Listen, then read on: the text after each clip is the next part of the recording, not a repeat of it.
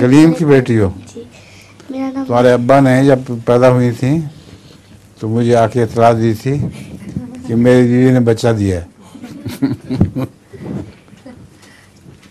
समझियो? हाँ सुनाओ। मेरा मेरा सवाल ये है, बच्चे स्कूल क्यों जाते हैं और आपको क्या, जब आप छोटे थे आपको स्कूल जाना अच्छा लगता था? मुझे तो स्कूल से नफरत थी। मैं वक्त गुजार दिया करता था बाहर फिर के इधर उधर, हैं, बागों में चला जाता था, जामुन तोड़ा करता था।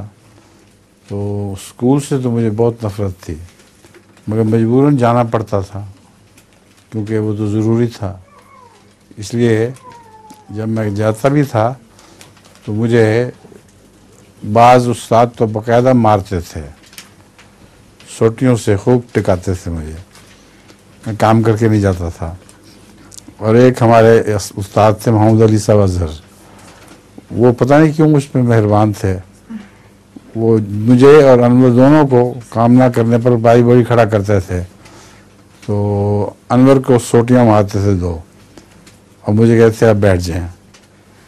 पता नहीं क्या उनके दिमाग में थी बात, वो हमेशा मुझे याद रहता है। उन्होंने बड़ा एहसान किया, मुझे कभी उन्होंने कोई सोटी नहीं मारी।